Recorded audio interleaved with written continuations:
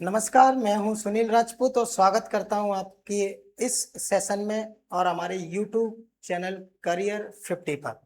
आपको पता होगा हम इस सीरीज में आधुनिक भारत के इतिहास को 15 मिनट सीरीज से कंप्लीट कर रहे हैं और जिसमें पहला लेक्चर आपको मिल गया होगा। ये है इसका दूसरा लेक्चर जिसमें हम कुछ युद्ध के बारे में जानेंगे। आइए देखते हैं कि आखिरकार इसमें हम कहाँ तक पहुंचे हैं और इस सीरीज को कंटिन्यू करते हैं। तो आप देख सकते हैं कि इसमें 10 से 15 लेक्चर में इसको कंप्लीट किया जाएगा और इस आधुनिक भारत के इतिहास को हर एग्जाम के हिसाब से, हर एग्जाम के तरीके से कंडक्ट किया जा रहा है और आपको हर एग्जाम को एग्जाम ओरिएंटेड इसको बनाया गया है। तो आप देख सकते हैं सबसे पहले लेक्चर में हमने देखा था यूरोपीय कंपनियों का आगमन, जिसमें हमने सबसे पहले पुर्तगालियों को देखा, फिर डचों को देखा और उसके बाद अंग्रेजों को देखा। अंग्रेजों के बाद जो है हमने फ्रांसीसी शक्ति को देखा और फ्रांसीसियों के बीच जो युद्ध हुआ था बांडीवास का, इसके बाद फ्रांसीसियों की शक्ति क्या है, कमजोर पड़ गई। चलिए अब चलते हैं आगे और देखते हैं प्लासी का युद्ध। आपको पता होगा प्लासी का युद्ध एक महत्वपूर्ण भूमिका रखता है इतिहास में और अंग्रेजों की शक्ति को बढ़ाने में। तो आइए देखते हैं फ्रांसीसी युद्ध को। तो फ्रांसीसी जो युद्ध है वह प्लासी का जो युद्ध है, आप प्लासी के युद्ध को देखेंगे तो प्लासी का जो युद्ध है वह कब हुआ था, वह हुआ था 1757 में हुआ था। कौन सा युद्ध? प्लासी का युद्ध, जिसकी तिथि क्या है, 23 जून 1757 को है। अगर हम स्थान की बात करें तो ये प्लासी पश्चिम बंगाल में हुआ था। आप देख सकते हैं कहाँ पर हुआ था, प्लासी पश्चिम बंगाल में हुआ था। और किन किन के बीच हुआ था? अंग्रेज और बंगाल के बीच हुआ। अंग्रेज सेनापति रॉबर्ट क्लाइव इसमें अंग्रेजों की सेना का जो है क्या कर रहे थे, नेतृत्व कर रहे थे। वहीं बंगाल का नवाब जो सिराजुद्दौला थे इसमें दूसरे पक्ष में जो है बंगाल का नेतृत्व कर रहे थे। आइए आपसे और देखते हैं इससे संबंधित। तो इसमें क्या हुआ था, ये जो युद्ध है आप सभी को पता होगा कि जो मीर जाफर थे, उन मीर जाफर जो बंगाल के नवाब के साथ क्या हुआ था, इन्होंने विश्वासघात किया था। और इस वजह से क्या हुआ कि जो 23 जून जो 1757 को जो प्लासी का युद्ध शुरू हुआ था, ये क्या है, बंगाल के नवाब इसमें हार गए थे और अंग्रेज इसमें क्या है, विजयी हुए थे, भले ही चीटिंग करके हुए हो या बेईमानी करके। आइए कुछ अन्य तथ्यों को देखते हैं इससे संबंधित। तो जो प्लासी का युद्ध है, प्लासी में बंगाल में हुआ था, 23 जून 1757 को शुरू हुआ था। इसमें अंग्रेजों की विजय हुई और बंगाल पर किसका, अंग्रेजों का नियंत्रण स्थापित हो गया। भारत में क्या है, यहाँ से अंग्रेजी शासन की विधिवत शुरुआत भी मानी जाती है और माना जाता है कि अंग्रेजों ने यहाँ से भारत में मजबूत पकड़ बना ली और ये पहली बड़ी राजनीतिक विजय थी अंग्रेजों की। आप देख सकते हैं ये प्लासी है, यहाँ पर युद्ध हुआ था, ये बंगाल के ही बॉर्डर पर है। और जो है रॉबर्ट क्लाइव अंग्रेजों के सेनापति थे, सिराजुद्दौला बंगाल के नवाब थे, मीर जाफर तो जो बंगाल के नवाब के साथ मिलकर लड़ रहे थे, इनके सेनापति थे। तो इनकी एक टुकड़ी ने इनके साथ विश्वासघात किया था और अंग्रेज इसमें विजयी रहे थे। इसके बाद आता है बक्सर का युद्ध, जो कब हुआ था, 1764 में हुआ था। और इसकी महत्ता आप सब जानते होंगे कि जो बक्सर का युद्ध था ये अंग्रेजों ने ईमानदारी से जीता था, इसीलिए माना जाता है कि यहाँ से अंग्रेजों की शक्ति में गिरावट नहीं आई और यहाँ से ये डिसाइड हो गया कि अगले आने वाले 200 वर्षों तक क्या है, भारत पर कौन राज करेगा।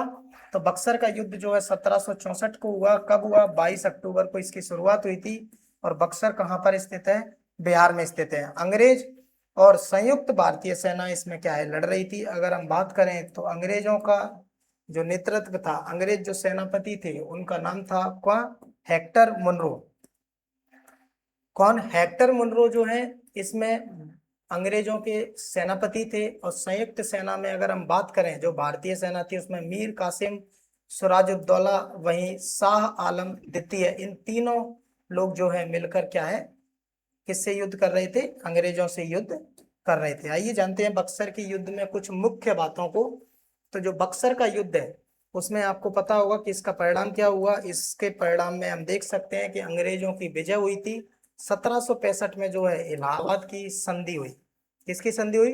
1765 में इलाहाबाद की संधि हुई। अंग्रेजों को बंगाल, बिहार एवं उड़ीसा की जो है दीवानी मिल गई और भारत में अंग्रेजों की रणनीतिक शक्ति क्या है, मजबूत हुई। तो आप देख सकते हैं बिहार, उड़ीसा और बंगाल, इन तीनों राज्यों की क्या है, दीवानी अंग्रेजों को प्राप्त हो गई थी। किससे? इलाहाबाद की संधि से। और इलाहाबाद की संधि कब हुई थी? 1765 में। ये सवाल कई बार पूछा गया है, तो आप इसका ध्यान रखिएगा कि ये जो सवाल है आपके हर एग्जाम में पूछा जाता है कि बक्सर का युद्ध कब हुआ था। तो बक्सर का युद्ध 1764 में हुआ और इलाहाबाद की संधि के साथ 1765 में क्या है, ये समाप्त हुआ। चलिए चलते हैं आगे और देखते हैं अन्य चीजों को। आइए देखते हैं ब्रह्म समाज के बारे में। तो ब्रह्म समाज, आखिरकार ब्रह्म समाज की जो स्थापना है कब हुई, किस जगह पर हुई, इससे कई सवाल बनते हैं हमारे एग्जाम्स में। तो आइए देखते हैं ब्रह्म समाज। ब्रह्म समाज की जो स्थापना है 1828 में जो है किसने करी थी? राजा राम मोहन राय ने करी थी। जो है स्थान कहाँ पर की थी? कलकत्ता में है। और एक बार ये सवाल पूछा गया है, तो ब्रह्म समाज की जो स्थापना है किस जगह पर की गई थी? तो ये की गई थी कलकत्ता में। और इसका उद्देश्य था कि सामाजिक एवं धार्मिक सुधार करना।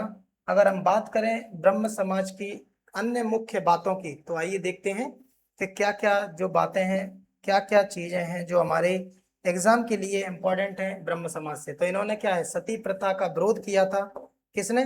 ब्रह्म समाज ने। मूर्ति पूजा का विरोध किया। एकेश्वरवाद, एक ईश्वर का समर्थन किया, यानी कि बहुदेववाद की अवधारणा का इन्होंने क्या है, विरोध किया था। महिलाओं की शिक्षा पर जोर दिया। समाज सुधार आंदोलन की शुरुआत जो है ब्रह्म समाज से की थी। ब्रह्म समाज की स्थापना 1828 में कलकत्ता में किसने करी थी? राजा राम मोहन राय ने। इसको मत भूलिएगा। अगर हम बात करें इसे राजा राम मोहन राय के बारे में, तो राजा राम मोहन राय को जो है भारतीय पुनर्जागरण का अग्रदूत माना जाता है। किसको? राजा राम मोहन राय को। तो ये थे ब्रह्म समाज।